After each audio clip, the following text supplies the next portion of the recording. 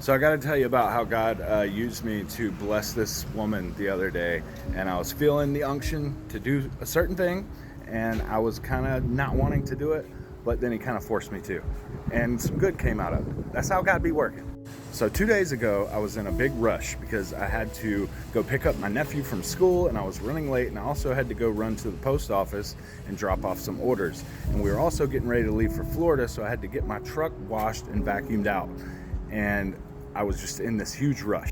So the post office was still closed for the next 10 minutes. So I ran up to wash my truck real quick first, and I get to where I always go to wash my truck, and there was a guy there, and he was fixing the water line. He said they busted a water line. So I'm like, okay, well, I guess I'll go to this other car wash, which is right around the corner and right next to the post office. So I go to that one, and I realize I don't have any change for the change machine to wash my car. So I go into this gas station by my house that I never go to. It's not the one I ever go to. And when I walk in, the gas station attendant is talking to this guy, and they're in mid-conversation, and she says something about indica is in the couch. And her and the other guy that she was talking to were laughing about it, and I started laughing. I was like, that's kind of funny. Do you have one for sativa? So we were laughing about that, and then she starts telling me this story about how she doesn't smoke weed anymore because years ago she accidentally hits this little kid with her car and kills them. And I was just like, whoa, it blew me back. I was like, dang. And she said after it happened, she said it wasn't her fault and there was nothing she could do to stop it, but it happened. She didn't go to jail or anything, but she went home after all this had happened, and she tried to smoke, and she just couldn't. It just messed with her head after this crazy, horrific tragedy just happened.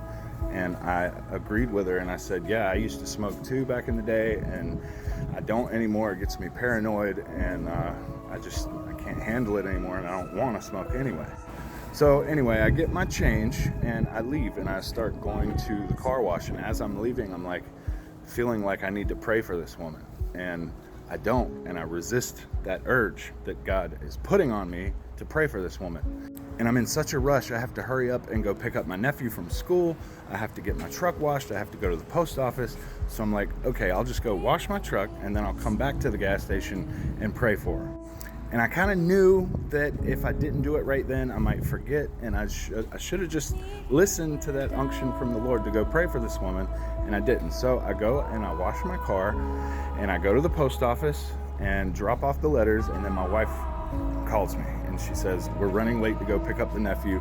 Hurry up back home and pick me up so we can go pick him up. So I finished washing the car, I finished dropping off the letters, I rushed back home to pick up my wife, and as we're leaving to go pick up my nephew, I'm like, crap. Where's my wallet? I don't have my wallet. Looking everywhere for my wallet, I cannot find it. We go back to the car wash, can't find my wallet anywhere. Go back to the gas station. Lo and behold, there's my wallet.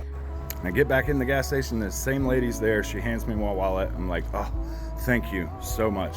Appreciate it. She said she was trying to catch me before I ran out, but she couldn't catch me.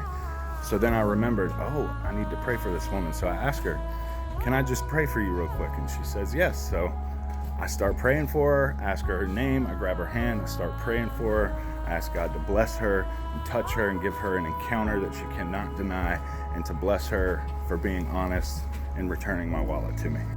This lady was incredibly grateful. I know that hearing that story from her brought up some memories that she probably did not want to think about, and just by me praying for her and letting her know that God was thinking of her in that moment, blessed her in that moment. And I should have listened to God the first time, but I didn't. So He forced me to go back there and made me forget my wallet. So crazy, because it felt like this whole situation was orchestrated to happen just the way it did, because the normal car wash that I usually go to was not working. There was a water line. The main water line was busted, and the guy was working on it, which forced me to go to the other car wash, which forced me to go to the other gas station that I never, ever, ever go to, specifically to see this woman and pray for her. This is how God works. He uses little moments like this in our life to bless other people. So listen when He speaks to you. God is so good. If you are ever feeling the unction from the Lord to do something or pray for someone or bless someone, listen, because if you don't, he may just force you to go back. Okay? Love you guys.